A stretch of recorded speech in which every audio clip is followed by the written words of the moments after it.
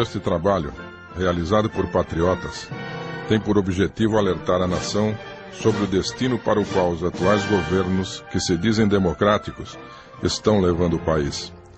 Longe se encontram da virtude de antigas lideranças que trabalharam para fazer deste território uma nação soberana. Agora, após 4 décadas de ação insidiosa, infiltrando a filosofia marxista e comunista nas universidades, sindicatos e instituições, tomaram o poder e se abastecem dele.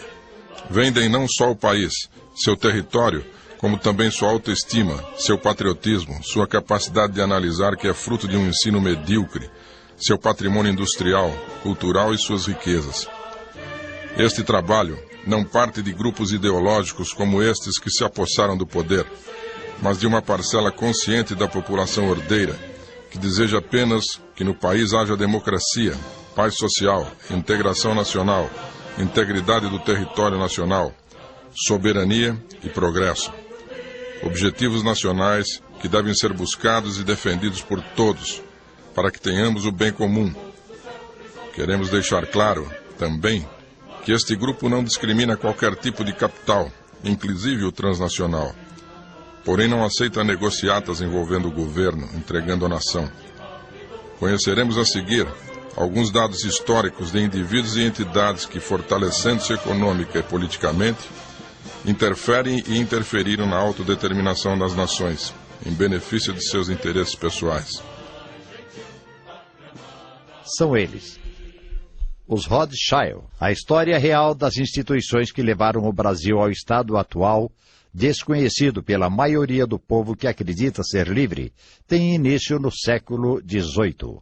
Nasce em Frankfurt, Alemanha, no ano de 1744, Meyer Anskel Bauer. Este indivíduo fica órfão com 15 anos de idade e inicia um trabalho como assistente em banco. Aprendeu a lidar com finanças e colecionava moedas raras, que lhe proporcionou conhecer a família Thur and Taxis, que fazia o serviço de mensageiros para o rei William IX da Alemanha por todo o Santo Império Romano. Em contato com o monarca, iniciou sua carreira de agente financeiro da corte e administrador da região de Hesse-Kassel.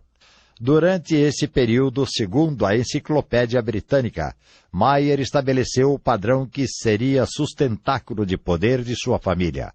Fazer negócios com casas reinantes, ter muitos filhos para atuar em diversos países, desviar dinheiro das casas reinantes que foi a origem de sua fortuna. Isso nos lembra alguma coisa? Em 1815, os Rothschild eram os principais financiadores do Império Britânico, pois compraram grandes dívidas do príncipe George, depois tornado rei George IV. Envia seu filho para os Estados Unidos da América, aonde se alia aos Morgan, em Nova York, quando inicia-se uma caminhada de poder e riqueza que se espalha pelo mundo. Os Rockefeller. No início da Guerra Civil Americana, J.D. Rockefeller era um jovem corretor de produtos agrícolas em Cleveland. Percebeu o potencial incipiente da indústria do petróleo e fundou em 1863 sua primeira refinaria. Em 1870 incorpora a Standard Oil e, após inúmeros atos de criminalidade moral nos negócios, é desmascarado por Hilda Tarbell em 1902, filha de um concorrente arruinado. Hilda faz uma campanha nacional contra os Rockefeller e seus métodos, impetrando várias ações judiciais, levando a família Rockefeller a fundar a Standard Oil Trust, uma companhia impenetrável aos olhos das investigações públicas, fundando outras 8 empresas para fugir das sanções legais e aumentando sua riqueza. Em 1910, investem 11 milhões de dólares na criação de um departamento de pesquisas eugênicas para a melhoria da raça, e conhece Rudin, pesquisador alemão, que funda a Sociedade Alemã para a Higiene Racial, precursora dos institutos raciais de Hitler. Após a guerra, foi Rockefeller quem doou o terreno em Manhattan para a construção da ONU. Torna-se presidente do Chase Manhattan Bank em 1955. Suas ações no campo econômico e psicossocial são sempre paralelas ao envolvimento com líderes, ou então produzi-los. Muito do desenvolvimento do governo americano no final do século passado em saúde, educação, meio ambiente e bem-estar parece ter sido iniciativa da Fundação Rockefeller. Os Morgan. O patriarca da família Morgan fez riqueza emprestando dinheiro ao norte durante a Guerra Civil Americana. Conta a história que ludibriou os federalistas, vendendo armas do exército em más condições para o próprio exército, obtendo lucro exorbitante. Possuíram sempre ligações comerciais com os Rothschild, realizando inicialmente venda de títulos do ouro na Europa. Existem evidências que os Morgans nada mais eram que os agentes Rothschild na América e que estes sempre o sustentaram. Ao lado da família Rothschild, a Morgan Company transformou-se em um dos mais poderosos bancos do mundo. 5 anos depois, torna-se o magnata das vias férreas nos Estados Unidos da América, controlando mais de 8.000 quilômetros de vias. Fundou a General Electric e United States Steel Corporation. Esse império diversificado jamais foi igualado e continua a dominar a indústria americana. É interessante notarmos que, apesar de os Morgans e os Rockefeller concorrerem entre si, trabalharam juntos para a criação de um cartel bancário internacional denominado Sistema do Banco Central. Durante a guerra foi o único banqueiro a comprar suprimentos, militares e de outras espécies, para o governo britânico e francês. O Sistema do Banco Central. O homem antigo não necessitava de dinheiro, caçava, utilizava a terra e permutava bens de consumo. Porém, os limites da permuta ficaram evidentes quando o trabalho se tornou mais especializado. O pastor já não conseguia levar todas as ovelhas ao mercado, e as pessoas começaram a utilizar moedas como medida de valor e troca. O ouro passou a ser utilizado para isto. Os ourives passaram a ter domínio sobre o mercado. Mas como carregar grandes quantidades de moeda era um peso muito grande, e havia, contudo, risco de roubo, os ourives usavam a riqueza acumulada em moedas para emitir papel-moeda. Como era improvável que todos exigissem o ouro de volta ao mesmo tempo, os ourives tornaram-se banqueiros, emprestavam uma parte do ouro guardado cobrando juros. Isto ficou conhecido como reserva fracionada, ou sistema bancário fracionado, que funcionava bem desde que não houvesse uma corrida ao banco. Junto disto estava o conceito de dinheiro ordenado. É um papel-moeda sem valor, que é declarado inaceitável por decreto do governo. Assim, os imperadores pagavam suas contas emitindo papel-moeda ordenado. No sistema atual, é semelhante ao de 7 séculos atrás, só que agora são os banqueiros e não os imperadores que lucram com o dinheiro e que criaram um mecanismo incrível para fazer isso, o sistema do Banco Central. Thomas Jefferson sabia que, pelo exemplo da Europa, um banco central se tornaria rapidamente o controlador de uma nação. E o Banco Central foi criado em 1913 a partir de uma primeira reunião secreta na ilha de Jekyll, retiro de J.P. Morgan, com a presença de representantes dos Rockefeller, da empresa Kahn e Lobel, dos Morgan, dos Warburg, representando os Rothschild. Isto ocorreu após a criação de um pânico financeiro, o qual alguns pesquisadores acreditam fora criado artificialmente para que a população aceitasse a ideia do Banco Central, organizador do caos. O controle privado do Banco Central americano continua até hoje. O Banco Central de Nova York domina completamente outras 11 filiais por meio da propriedade, controle e influência acionária, e lida com as transações acionárias do mercado aberto. Quem são seus principais acionistas? Os Rothschild, os Morgan e os Rockefeller. E através de quais organizações eles agem? Veremos a seguir exemplos de alguns grupos que possuem domínio financeiro e político sobre a humanidade e suas formas de ação, principalmente sobre países não soberanos, se é que existe algum. O conceito atual de comércio internacional não tem início recente, mas no início do século XX, logo após o término da Primeira Guerra Mundial, em 1919, Coronel House funda, juntamente com delegados americanos e britânicos, um Instituto Real de Assuntos Internacionais, que tem por objetivo aceitar um novo conceito, o globalismo. Nos Estados Unidos da América, o Instituto passa a se chamar Conselho de Relações Exteriores, em julho de 1921. Possui como financiadores os principais bancos e várias corporações, como poderemos verificar na tela. Vários elementos são e foram participantes do CFR, ou Conselho de Relações Exteriores, como Franklin Roosevelt, Robert Kennedy, Dan Rusk, Robert McNamara, Carter Hughes, Robert Rubin, Richard Haas e Madeleine Albright. E por incrível que possa parecer, o ex-ministro de Fernando Henrique Cardoso, Sr. Luiz Felipe Lampreia. Lampreia, participante do SEBRE, que tem força-tarefa com a ALCA, e dele fazem parte Marco Aurélio Garcia, Roberto Requião e Clóvis Brigagão da Universidade Cândido Mendes. Possui ligações com o movimento Viva Rio, novamente com a presença de Marco Aurélio Garcia, e lutam pelo desarmamento da população ordeira, pela redução da pena, descriminalização do uso de drogas e etc. CFR.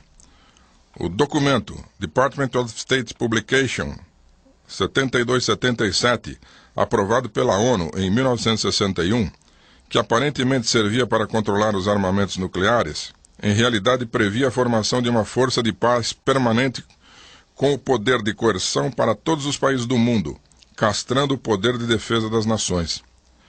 Claramente, o Conselho de Relações Exteriores exerceu durante todo o século XX poderosa influência na política dos Estados Unidos da América, senão um total controle sobre ela. Contudo, esse poder foi compartilhado com outro grupo ligado a ele, os Bilderberger. Clube Bilderberg. O Clube Bilderberg é constituído por um grupo de pessoas poderosas.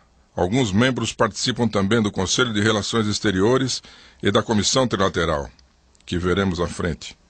A primeira reunião foi presidida pelo príncipe Bernard da Holanda. O palestrante foi Harold Wilson, futuro primeiro-ministro inglês. Em 1954, reúnem-se no Hotel Bilderberg, origem de seu nome. A partir daí, reúnem-se todos os anos para discutir os assuntos mundiais. Bill Clinton foi o palestrante da reunião em 1991.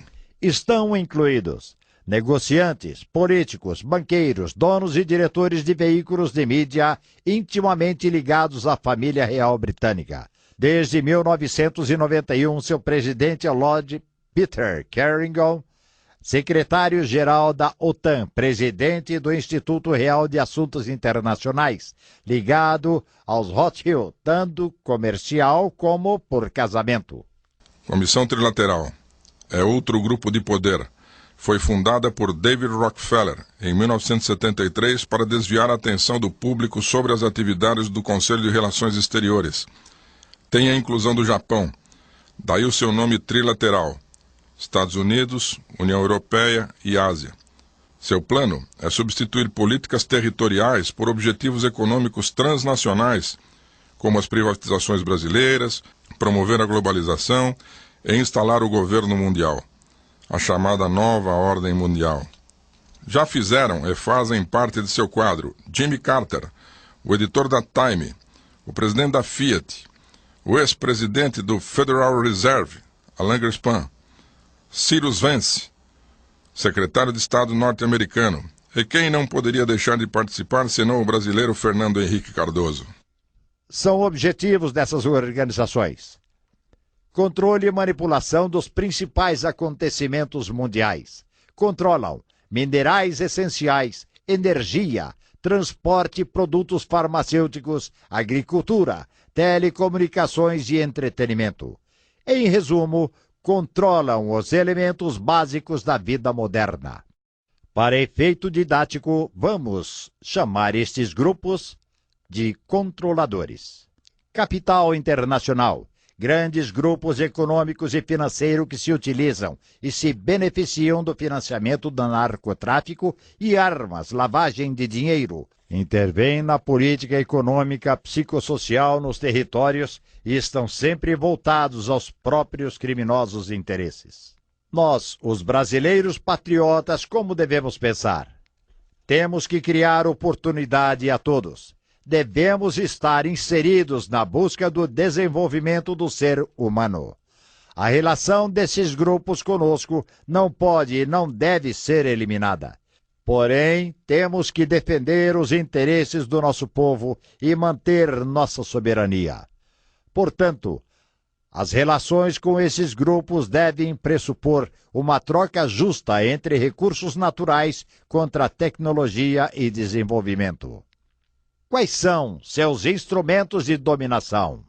Ideologias, conflitos e diferenças regionais, violência e terrorismo, legislação, padronizações e regras globais impostas aos países e aos cidadãos.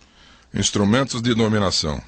Esses agentes agem nos países através de alguns instrumentos. O primeiro é a ideologia. Por exemplo, provavelmente você estudou nos livros que a Revolução Russa foi um levante popular das massas oprimidas contra a odiada classe dos czares. Entretanto, em 1917, Leon Tolstói vivia em Nova York trabalhando como repórter para o jornal comunista The New World, onde conheceu ricos banqueiros dispostos a financiar uma revolução na Rússia. Lenin e Trotsky retornam à Rússia com o apoio de fundos capitalistas do Ocidente e tomaram o poder russo para os bolcheviques.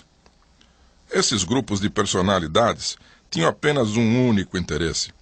Com o povo russo nas mãos, tornaram-se líderes daquele poderoso império, pois trabalharam os minérios, o petróleo, o comércio de armas e alimentos. Tudo isso ao custo de 28 milhões de vidas russas. Um povo na época ignorante, pobre, beberrão e desarmado. Isso nos lembra alguma coisa? Segundo, agem estimulando as diferenças raciais, sexuais e religiosas, promovendo a discriminação, o ódio entre o povo, enfraquecendo-o. Isto também te lembra alguma coisa? Terceiro, promovem o terrorismo com invasões de propriedade rural e urbana. Promovem legislação branda contra criminosos, levando à impunidade e estímulo à violência. Isto também te lembra outra coisa? Quarto, cooptam dirigentes de países não soberanos a assinar acordos internacionais de proteção aos índios e populações denominadas carentes, tipos quilombolas, sem terra, etc., fazendo com que esses acordos sejam ratificados no Congresso Nacional, entregando grandes extensões de terra a poucos indivíduos, geralmente terras com subsolo rico em minérios, pedras preciosas e energia. Os 250 mil índios, que correspondem a 0,2% da população brasileira, detêm hoje 33% do território da Amazônia, o que quer dizer 13% do território nacional. Porém, existem 25 milhões de brasileiros na área que não possuem o mesmo tratamento. Utilizam-se também do monetarismo. De que forma? Vinculam os salários de profissionais públicos às dívidas contraídas de forma que o dinheiro passe diretamente ao credor. Fazem isso com dinheiro de pensão dos aposentados, dos militares, etc., endividando a população, que perde o poder de mobilização. Usam os meios de comunicação de massa para bestializar a sociedade via novelas, BBBs, programas baratos de entrevistas, por onde circulam figuras não exemplares, programas subculturais, geralmente nivelados por baixo, sem conteúdo teórico, apologia de culturas primitivas nas quais é desnecessário desempenho intelectual, estudo e treinamento intenso, banalizando as artes e ferindo a autoestima do povo inconsciente, principalmente das crianças e adolescentes que acreditam estar aprendendo alguma coisa. Promovem o crime organizado, através da associação de elementos do poder do Estado que se unem a marginais para fins delituosos de todas as espécies. Para compreender o mundo devemos estudar as evidências, evitar a paranoia destrutiva e a fé ingênua, juntar pistas que provem a influência dessas sociedades nos acontecimentos mundiais, buscando as impressões digitais do que deixou há muito de ser apenas conspiração. Se o CFR, Comissão Trilateral, Diálogo Interamericano e os Bilderberg são formados por pessoas inocentes trabalhando por um mundo próspero, por que tanto segredo? São ações dos controladores. Promover um governo mundial com nova ordem. Destruição das entidades e orgulho das nações. Destruição da religião, principalmente a cristã. Controle total das pessoas através do controle mental, tectrônica. Criação de autômatos e um sistema de terror. Acabar com a industrialização, tornando os desempregados viciados em drogas ou mera estatística no processo de eliminação. Legalização das drogas e pornografia. Repressão a todo movimento científico. Enfraquecer a fibra moral da nação. Desmoralizar o trabalhador de classe média, levando ao uso de álcool e drogas. Evitar a autodeterminação dos povos, criando crises e um órgão para gerenciamento das crises.